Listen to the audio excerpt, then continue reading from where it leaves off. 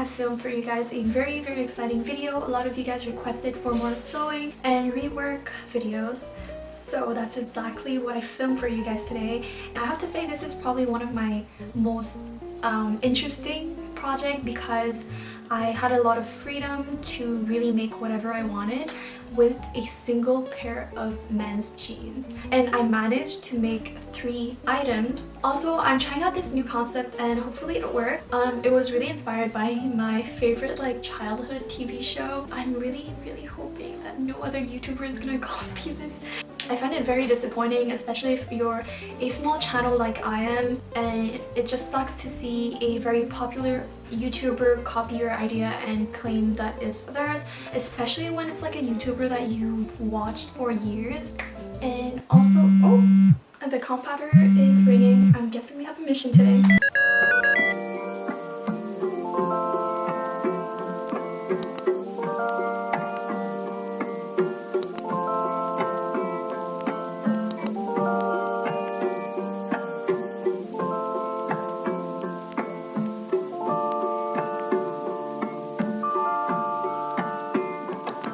Alright, I hope you guys enjoyed that little intro slash skip. I think I'm the world's worst actress. On another note, I really thought I could get away without spoiling the second mission.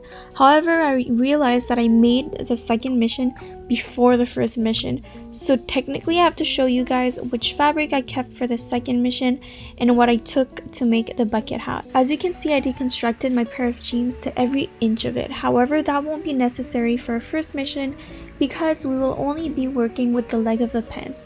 So you can start off by just separating the front piece to the back piece. Cut your jeans to the length of hypothetically making a pair of shorts. We will be using maybe 3/5 of the length of the pants to make our bucket hat, and the other 2/5 will be used for our third mystery mission, and obviously keep the top part of the jeans for the second mission. I'm starting off by taking a bucket hat that I already had at home to make my template, and I think that was the best option for me because I was lucky enough to already have a bucket hat that fits perfectly on my head, so I wanted exactly that fit.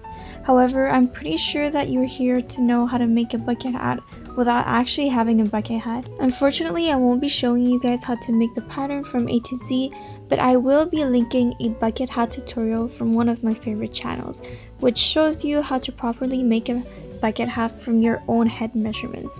So here, I'm just tracing out the brim, the side panels, and the crown of the hat, folding the hat in 4 in order to trace out a quarter of the brim. After tracing out that quarter, I will fold the paper and retrace it exactly so it is symmetrical. So now you have half of the side panel. Don't forget to add at least 1/2 inch of seam allowance for every piece. You might be confused from the pattern for my brim. I actually made a mistake. And then I quickly realized my mistake because I only drew the quarter of the brim, but when I traced it actually on the jean, I made sure that I drew symmetrically the other quarter. So now I'm just tracing every piece on the jeans just to make sure that everything fits perfectly. So here, that's what I was talking about. I flipped the other side and I drew the entire half of the brim. You're gonna want 1 piece of the crown, 2 half pieces of the side panels, and 4 half pieces of the brim. The brim has to be thicker, that's why we're gonna need 4 of them. One advantage of making a bucket hat out of jeans is because jeans is thicker, so it's gonna give this nice form for the bucket hat without having to buy or integrate interlining. Especially in this pandemic, we want to avoid to go and buy other things, so this project is really perfect because all you really need is a pair of jeans. Right sides together, sew the sides of the side panel and the 2 brim pieces. Notice that I did add a straight stitch to all 3 circular pieces to avoid the fabric from fraying because I will be creating these small cuts all around the fabric in order to make the assembly of the hat easier and to give it a nicer shape. Now focusing on the brim of the hat, lay the 2 pieces right sides together like so. Then sew the outermost ring together. Alright, so this is now that you need these small cuts because when you're gonna flip it inside out, you want the fabric inside to curve well with the shape of the circular brim. Alright, so if this gives you some kind of beret or a donut, that's perfect. Now this is my favorite part. We're gonna create this like texture, around 6 straight stitches of 1/2 inch apart all around the brim. It is so satisfying at the end. Now assemble the crown to the side panels. Alright, the hat is really coming together. Now this is my best tip that I can give you guys, and it is probably the most important one because this step allows you to really adjust where you want the brim to land. I think it is very important because not every bucket hat is made the same, which is why it's so hard to find the perfect fit. I have some bucket hats with a brim that just covers my entire face, some that are above my eyebrows, and others that are just not wearable.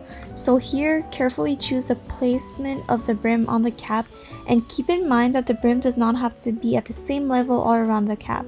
I knew that I wanted the brim higher at the front but lower at the back. Now sew the cap and the brim right sides together. Do you guys watch a show while sewing? I always watch an anime. Cut off all the excess fabric.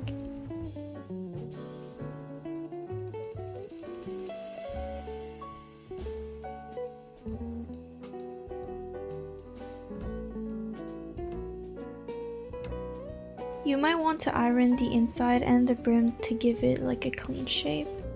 While deconstructing the jeans at the beginning, I realized that the brand tag was definitely a keeper and detail that I wanted to integrate in at least one of the missions, so I kept it for the bucket hats. So I'm just gonna simply sew it on with a straight stitch. And that's it, that's one mission completed.